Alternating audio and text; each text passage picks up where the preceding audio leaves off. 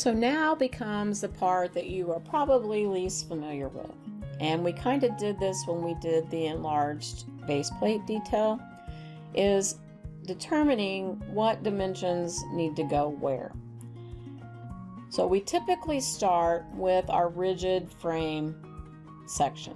This is an overall. We don't need to put a whole lot of detail on this. This is to just give us a general overview of what the building shape looks like. Again, we don't need to note everything on this detail because we're going to have enlarged details of all the parts and pieces. So really, for the rigid frame detail, we don't need very many notes, if any, because again, it's just a representation. But what we do need to do is show where we're doing our blow-ups like we did over here for our base plate detail. Since we are going to be doing the detail rectangle and stuff on here, we're going to want to go ahead and change our scale to be what this drawing needs to be. According to the assignment, this rigid frame section needs to be 1/4 inch equals a foot. So I'm going to go ahead and change that on here, and I'm going to check to make sure my grid bubbles are adjusting correctly. And I can see they're set at an 1/8 inch. So I want to add 1/4 inch and take off the 1/8 inch and say okay. So now they are the correct size at 1/4 inch. So that's important that we do that and check those things before we get too far along. So we know that we are going to have a complete partial wall section. So I'm going to start with that first. Now we created a layer over here for this one, and we called it detail rectangle. I'm going to create another layer, and I'm going to go to that particular one, and I am going to create a new layer, and I'm going to call it S-detail, and I'm going to call it partial wall section.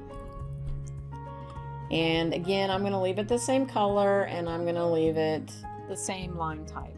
Then I also need the detail mark that goes with that. So again, I'm going to create another layer, and I'm going to call it S-detail,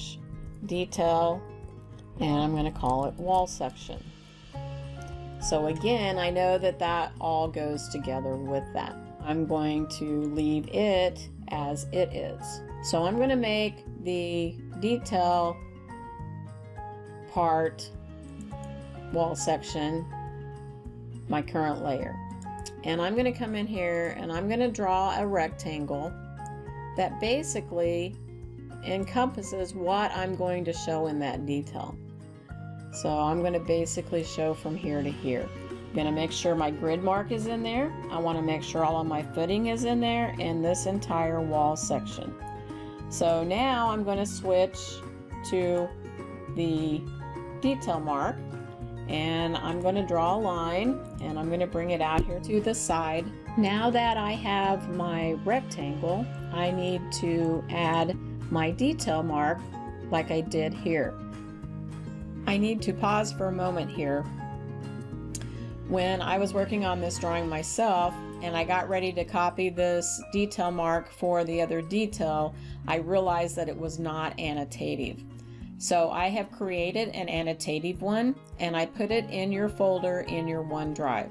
So you should be able to just open it up, say for instance if this was it, and select the detail mark and go to right click and go clipboard and do copy.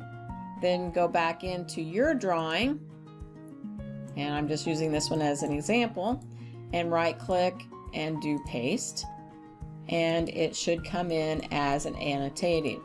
You can tell if it's annotative if when you click on it, it has the different sizes. You can also tell by right clicking and going to properties, and it will say annotative yes. So I have fixed that. You will just need to bring that into your drawing. So now we will pick back up where we left off. So again, I'm going to copy this detail mark over to here.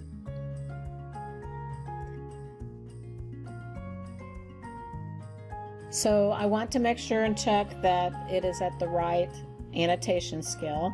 So if I click on it and right click and go to properties, and I want it to be at a 1/4 inch scale, but just to make sure, I want to make sure it's not reading at 1/8 inch scale. And now I know it's at the right annotation scale.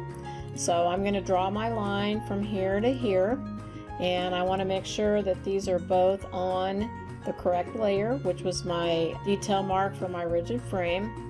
So now that basically is all that I need on my rigid frame. So I'm going to go back to my title sheet, and now I want to set up the viewport for that. You can see I kind of have an issue over here now. So I'm going to click in here, and I'm going to click on that detail mark, and I'm going to go to properties, and my anchor bolt plan is at 1/4 inch equals a foot, and you can see it's reading at 1/8 inch there for some reason. So I'm going to add the 1/4 inch equals a foot, say okay, and get rid of the 1/8 inch, and now it should go back to the correct size. So everything looks good there. The next thing I need to do is my detail mark now is in the wrong location, so I need to make sure and fix that. So I'm going to go back into my model space, and I'm just going to move that to the end of my detail line that I drew there and put it where it needs to be.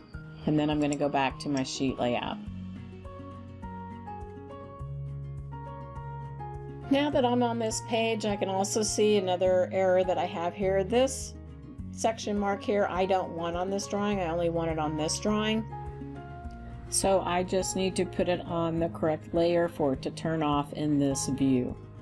Now I'm ready to add my rigid section to this sheet.